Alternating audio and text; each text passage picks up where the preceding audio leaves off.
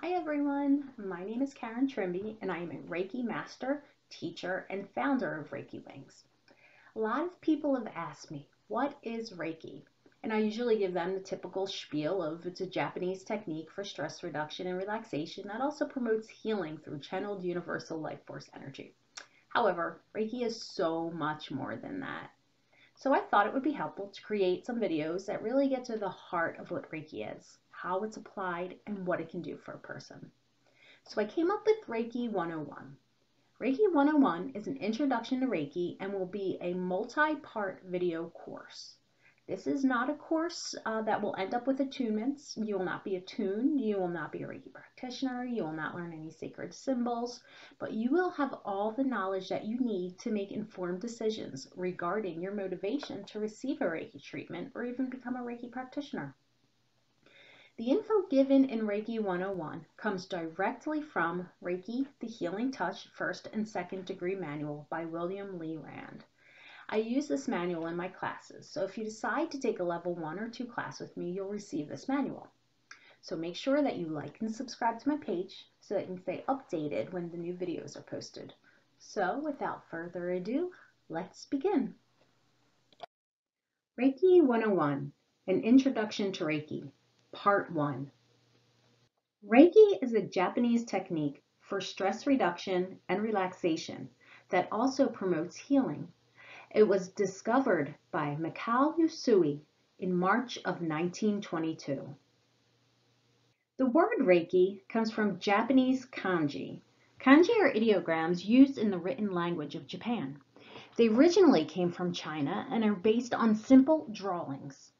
Over time, they changed and have become more abstract, but one can still see symbolic meaning represented by many of the kanji.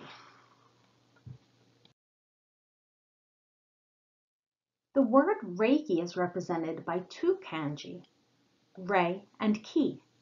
Rei is the upper character and Ki is the lower character.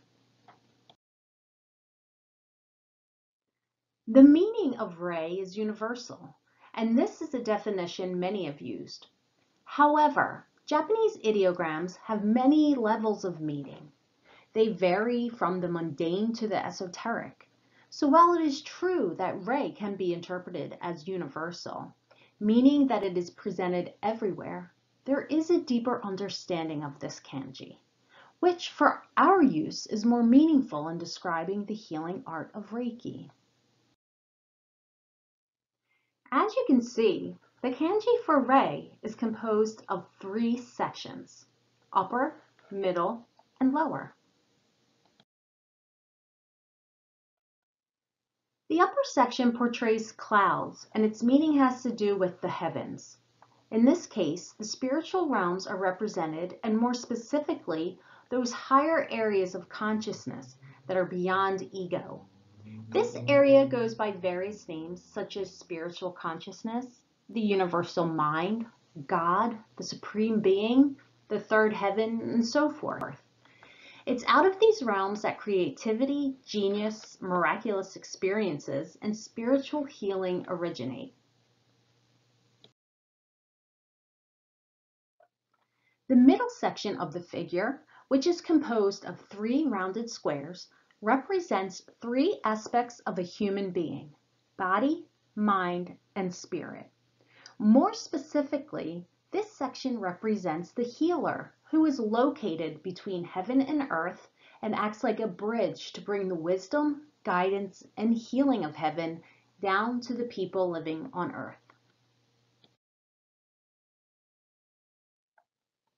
The lower section of Rei represents the earth and portrays layers of soil and stone. Ki is life energy.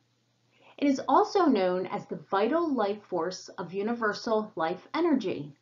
This is the non-physical energy that animates all living things. As long as something is alive, it has life energy circulating through it and surrounding it. When it dies, the energy departs.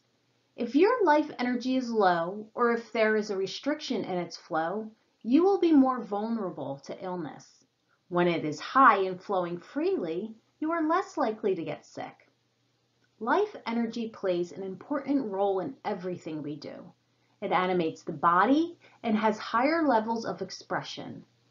Ki is also the primary energy for our emotions, thoughts, and spiritual life. The kanji for Ki contains a cross with emanating lines. It is said that this part of the figure represents the steam above a pot of boiling rice. The steam represents the spiritual, life-enhancing properties of rice.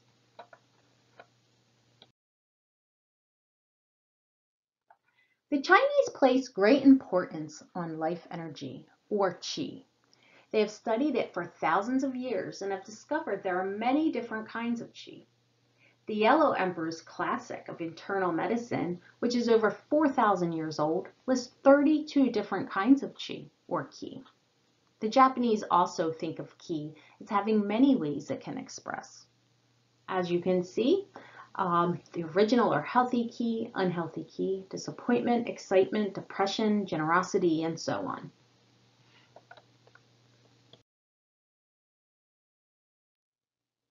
Ki is used by martial artists in their physical training and other mental development. It is used in meditative breathing exercises and by the shamans of all cultures for divination, psychic awareness, manifestation, and healing. Ki is the non-physical energy used by all healers. Ki is present all around us and can be accumulated and guided by the mind.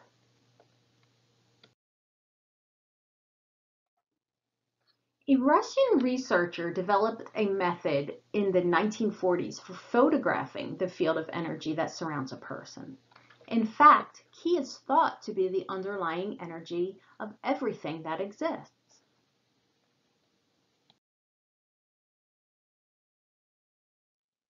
Ki is influenced by the mind. If you have positive, healthy thoughts, your Ki will become stronger. If you have unhealthy, negative thoughts, your Ki is weakened or becomes unhealthy. Reiki is a special kind of Ki. It is a Ki that is guided by spiritual consciousness and is defined as spiritually guided life energy. This is a meaningful interpretation of the word Reiki. It more closely describes the experience most people have of it. Reiki guiding itself with its own wisdom, rather than requiring the direction of the practitioner. There are many kinds of healing energy. All healing energy has Ki, or life energy, as one of its important parts. All healers use life energy or Ki, but not all use Reiki. Reiki is a special kind of healing energy that can only be channeled by someone who has been attuned to it. While it is possible that some people are born with Reiki or have gotten it some other way, most people need to receive a Reiki attunement to be able to use Reiki.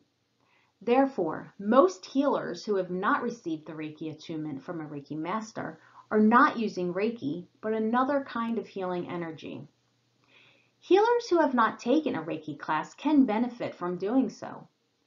People who already do healing work report a consistent increase in the strength of their healing energies after taking Reiki training. And this concludes part 1 of an introduction to Reiki. In part 2, we will discuss attunements and giving Reiki. Make sure that you like and subscribe to my page so you can stay updated when the new videos are posted. And I'd also love to hear your comments about this presentation or if you have any questions. And if you'd like, please feel free to share any of your Reiki experiences. Thanks again, and I'll see you next time.